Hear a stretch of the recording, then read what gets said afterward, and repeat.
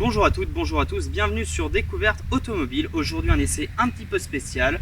Nous avons à l'honneur aujourd'hui une Mercedes W115 de 1974. En 1968, Mercedes renouvelle sa berline d'entrée de gamme.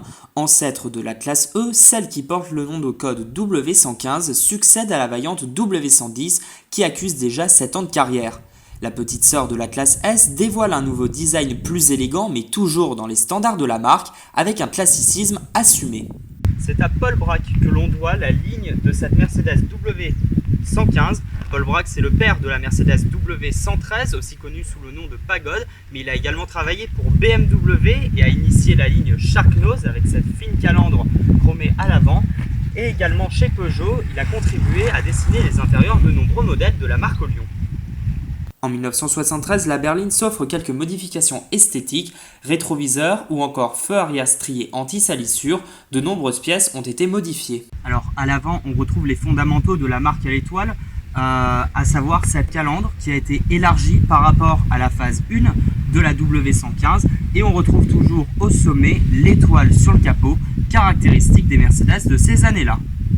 À l'intérieur, l'ambiance est typiquement 70s avec des sièges qui mêlent tissu et sky et une planche de bord dépouillée. Sous le capot de notre 220D se trouve un 4 cylindres diesel 2,2 litres de 60 chevaux et 125 Nm de couple. Ce moteur est associé à une boîte manuelle à 4 rapports. Même le démarrage de cette voiture se fait à l'ancienne, vieux diesel oblige, un temps de préchauffage est nécessaire. Tourner la clé dans le contact ne suffit pas, le levier de préchauffage et vous attendez quelques instants que la voiture se mette en route.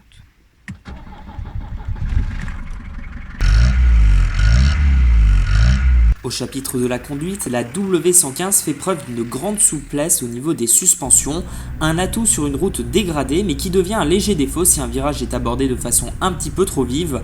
La direction non assistée se défait de sa lourdeur présente à l'arrêt pour devenir plus agréable.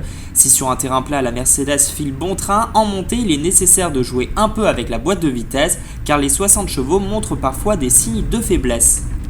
Alors ne vous attendez pas à avoir des équipements haut de gamme.